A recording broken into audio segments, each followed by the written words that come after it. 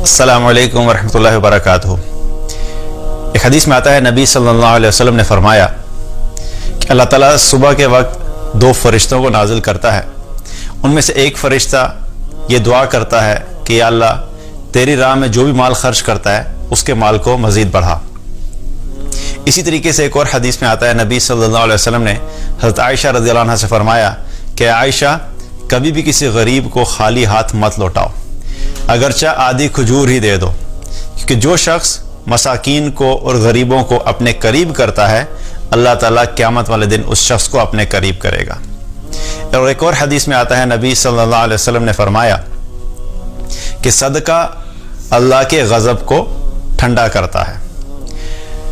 اللہ کی راہ میں مال خرچ کرنا اس کا فائدہ ہمیں دنیا میں بھی ہوتا ہے اور آخرت میں بھی ہوتا ہے۔ خاص طور پہ ان حالات میں اگر ہم دیکھیں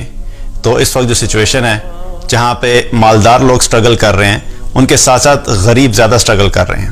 اور ایسے غریب اور ایسے لوگ جن کی روزگار جو تھے وہ ڈیلی بیسس کے اوپر تھے، جو روزانہ کماتے تھے اور اپنے گھروں میں لے کے جاتے تھے، اپنے گھر والوں پہ خرچ کرتے تھے،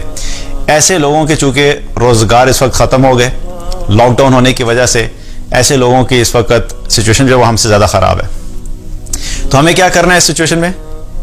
ایسے لوگوں کو ڈھونڈ کر ان پہ خرچ کرنا، جو بھی ہمارے سوشل سرکل میں، جو بھی ہمارے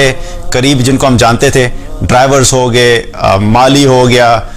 گھر میں کام کرنے والیاں ہوگی، یا باہر جو مزدور کام کرنے والے ہوتے ہیں، جن کو بھی ہم جانتے ہیں ان کو ڈھونڈ کر اور ان کی مدد کی جائے، کیونکہ عین ممکن ہے کہ وہ ہمیں شرم کی وجہ سے کال نہیں کریں، تو بجائے اس کے کہ ہم انتظار کریں گے کوئی ہمارے پاس آئے گا اپنی ضرورت کا بتائے گا پھر ہم ان کے پاس پہنچیں گے، پہلے سے ہمیں ان کے پاس پہنچنے کی ضرورت ہے، کیونکہ بہت سے ایسے لوگ ہیں جو شرم کی وجہ سے ہمارے پاس آئیں گے بھی نہیں۔ تو اس وقت کیا کرنا ہے ہمیں کہ ایسے لوگوں تک کسی طریقے سے مال کو زیادہ زیادہ پہنچانا اور اللہ کی راہ میں خرچ کرنا۔ اور جہاں پر ایک طرف حکومت کی ذمہ داری ہے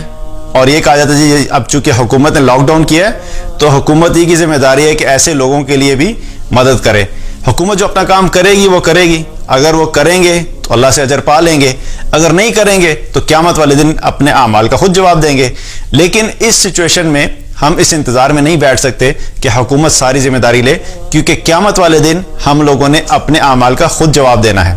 اللہ سبحانہ تعالیٰ کے سامنے قیامت والے دن کھڑے ہو کے ہم یہ نہیں کہہ سکیں گے یا اللہ یہ حکومت کی ذمہ داری تھی اس لیے ہم نے کچھ نہیں کیا، ہم سے سوال ہوگا۔ اور اگر یہ لوگ بھوک کی وجہ سے یا کسی بھی اور وجہ سے ان تک اگر کھانا نہیں پہنچتا اور اللہ نہ کرے کہ کسی کی ڈیتھ ہو جاتی ہے تو اس کے ذمہ دار ہم لوگ بھی ہوں گے۔ اس لیے ہماری رسپانسبلٹی کیا ہے کہ ہم ان لوگوں تک پہنچیں اور اپنا صدقہ زیادہ زیادہ پہنچائیں۔ اور جہاں پہنچنے کی بات ہے، جہاں پر ایک طرف ہم کرونا وائرس سے فائٹ کر رہے ہیں وہاں پہ ہم نے احتیاط کرنی ہے، احتیاطی تدابیر پوری کرنی ہے، لیکن اس کے ساتھ ساتھ کسی طریقے سے ان تک صدقہ پہنچانا ہے۔ اور جن لوگوں کی زکوٰۃ ڈیو ہو چکی ہے وہ برائے مہربانی